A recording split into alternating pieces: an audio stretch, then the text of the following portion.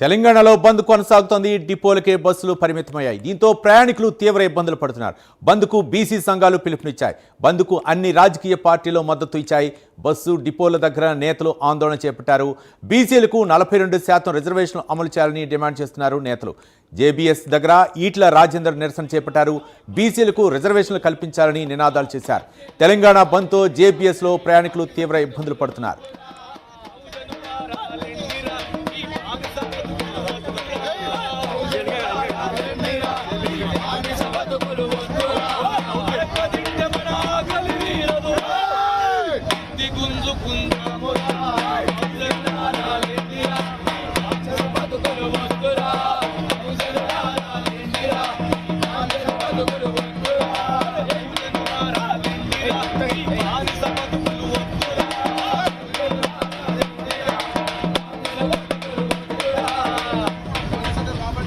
ఎన్నాళ్ళు ఈ మానిస బతుకులు తీసిల్లారా, గొర్రెల పార్టీలో గొడవలైన నేతల్లారా.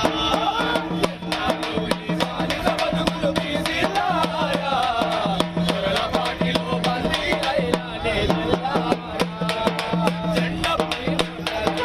దండ పెట్టి జైలు కొట్టినం, దండం పెట్టి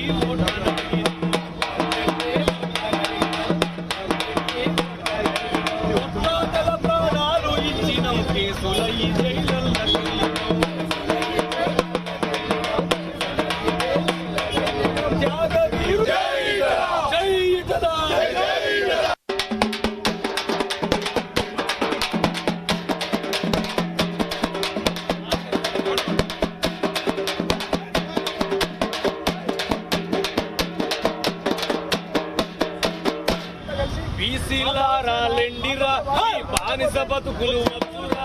బీసీలారా లెండిరా, ఈ బానిస బతుకులు వద్దురా. బహుజనులారా లెండిరా, ఈ బానిస బతుకులు వద్దురా.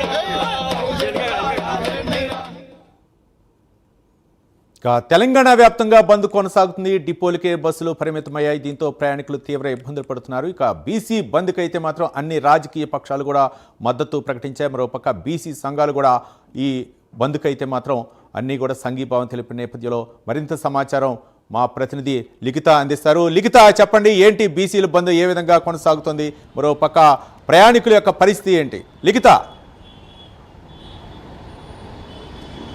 Right, thank you Ravi. ఇప్పటికే బీసీ బంద్కు సంబంధించి ఉదయం నుండి కూడా బస్సులు పూర్తి స్థాయిలో డిపోలకు అంకితమైన పరిస్థితి కనిపిస్తుంది. అదేవిధంగా ఎంజీబీఎస్లో కూడా చాలామంది ప్రయాణికులకు విషయం తెలియక కూడా వారు ఆ యొక్క బీసీ బంద్కు సంబంధించి ఏ విషయం మాకు తెలియదండి, సో కాబట్టి మేము ఇక్కడికి రావడం జరిగింది. కానీ అయినప్పటికీ కూడా ఇది చాలా మంచి విషయం. ఒకవేళ బీసీ బిల్లు కనుక పాస్ అయితే చాలా మందికి మేలు జరుగుతుంది, కోట్లాది మందికి మేలు జరుగుతుంది. కాబట్టి మేము దీనికి మద్దతు ఇస్తున్నాము.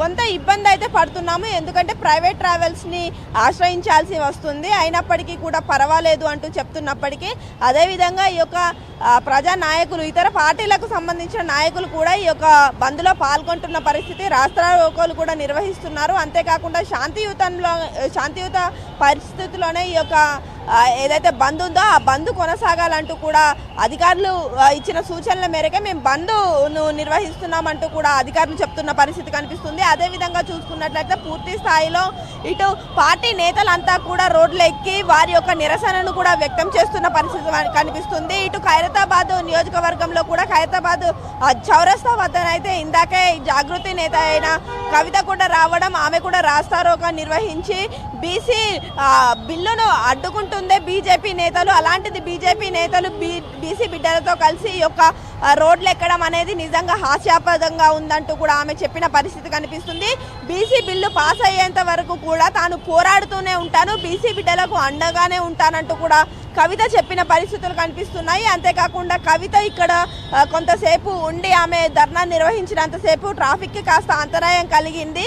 అయినప్పటికీ కూడా ఈ యొక్క పోలీస్ అధికారులు పూర్తి స్థాయిలో